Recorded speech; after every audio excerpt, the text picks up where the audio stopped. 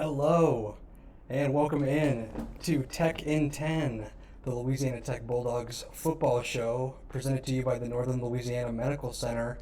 I am sports reporter Matt Belinson, coming to you from inside Joe I.E. Stadium.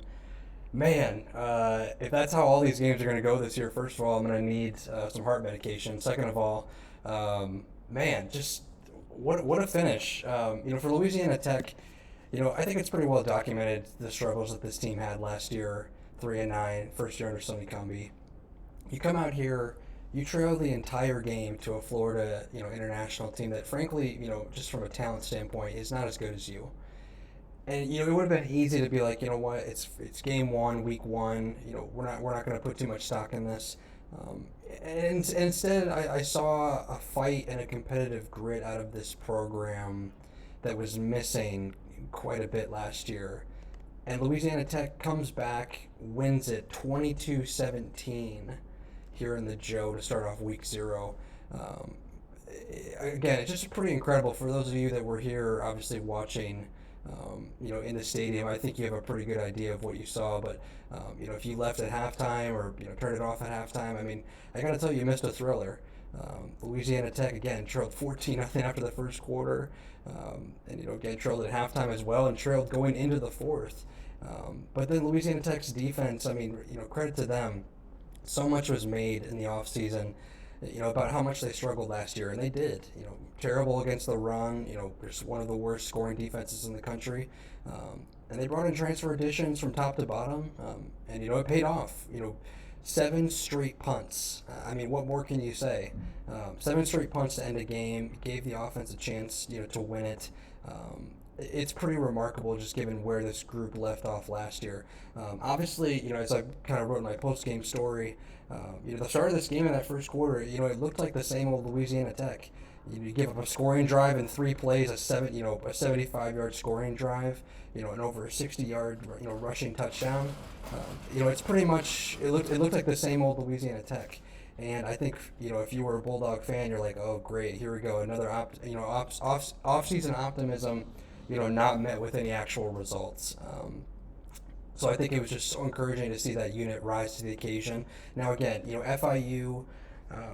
They finished the night with 4 passing yards, pretty decent on the ground. But I think the 4 passing yards total kind of gives you an idea of what this team's offensive skill was really at coming into this game. Again, credit to Louisiana Tech. This defense rose to the occasion, but I don't think we need to confuse FIU with somewhat of the top class of this conference. So it's definitely an encouraging sign. You go on the road next week to SMU. It's going to be a really high-powered offense. Going to be a real test for this defense to see if what we saw in the second half was real. And so that's one of my biggest takeaways. The other big takeaway is, obviously Hank Bachmeier, his first career start here at Louisiana Tech. Definitely started a little bit shaky. Missed some throws, threw not so great interception there in the first half. To double coverage. It just looked shaky. It looked like a player that had not played in a football game in close to a year, and that's Hank Bachmeier. Obviously, he came in with a lot of pedigree, a lot of passing yard statistics at Boise State. And, he came here tonight in the first quarter or so, it looked like a player that, was in a new system, a new culture, a new environment. He just looked rusty. He looked shaky. Sonny Cumby kind of admitted as much, and Smoke Harris as well. But that being said, Hank, just his final stat line tonight, over 300 yards passing, 34 completions, ties a career high for him. He looked really solid there in the second half. There was a stretch where I think he completed 12 of his 13 passes in a row on consecutive drives. Just credit to him again, kind of similar to the defense, bouncing back in the face of adversity. I think it would have been easy for him, just given the running back injuries that this team had faced. I'll just play it safe tonight. A lot of dinks and dunks, and there certainly were. There weren't too many downfield throws. I don't think really any. All of the big plays, were kind of intermediate routes or short routes that were kind of taking the distance. But that being said, I thought Hank. I thought he proved that when things get tough, when this offense needs a drive, I think it's really encouraging to see a quarterback go down the field like he did and lead a scoring drive. Obviously, Jacob Fields with the game-winning 30-yard touchdown run. But I thought Louisiana Tech, I think they have a quarterback. Again, it's week 0, week 1, whatever you want to call it. I'm not going to put too much overreaction into one individual's performance.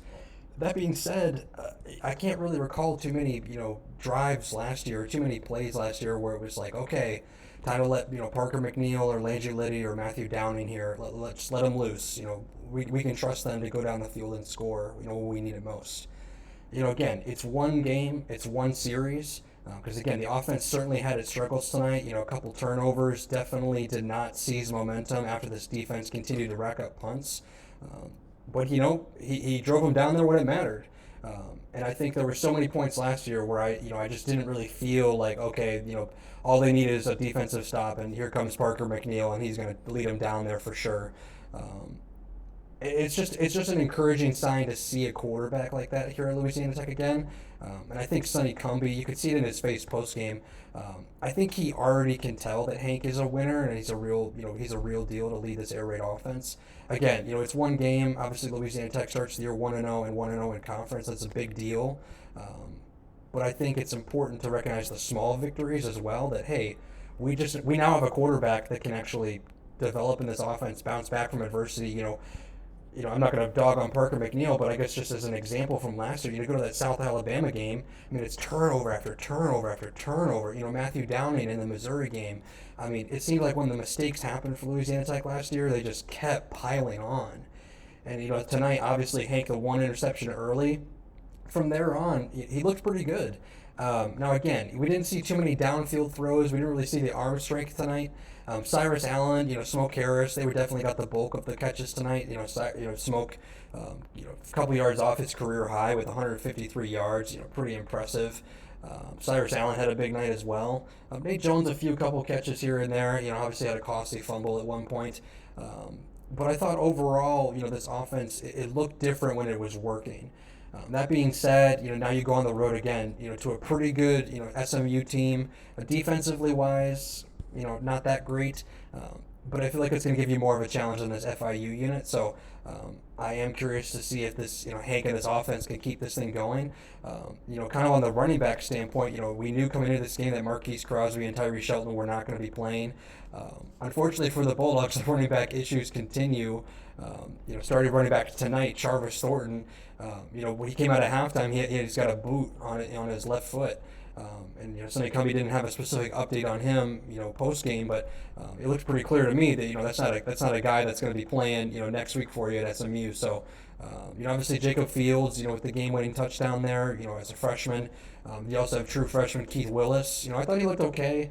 I think Louisiana Tech and FIU kind of recognized that once Jarvis Thornton was out, things kind of had to get a little bit more one-dimensional. That they certainly didn't give up on the run, but I think they kind of recognized that with Jarvis out, it was pretty much time to let Hank and this offense go.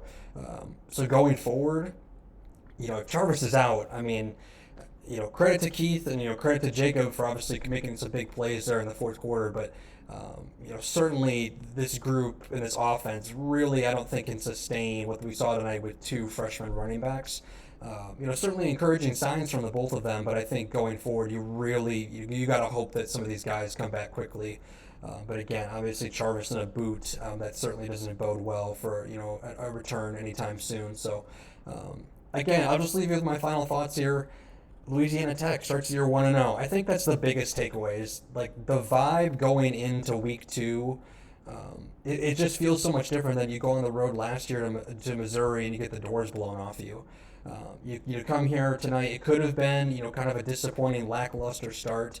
Oh man, we're going to lose to FIU again, a pretty, untalented team. And you come back and win it, in your home stadium with a pretty decent crowd tonight on, was a pretty, hot day, hot evening here in Ruston. So I think that's the biggest takeaway is that Louisiana Tech starts the year off right. It starts the year off, kind of feeding into that optimism that a lot of, players and coaches told us in fall camp. So I think that's the most encouraging thing. I thought Hank Bachmeier looked really solid in the second half. And this defense, credit to them. All these transfer additions, they certainly proved their worth in this one here tonight. 7 straight punts. Again, I just can't believe that. And 4 passing yards. I've literally never been to a game, high school, college, otherwise, 4 passing yards. That's pretty remarkable. So I'll be interested to see if Louisiana Tech can keep this thing going. So That's going to do it for me here at Joe IE Stadium tonight. Again, Louisiana Tech wins 22-17 over FIU. For Matt Belinson, the Ruston Daily Leader. Thank y'all for listening to this edition of Tech in 10, and I'll see y'all next week.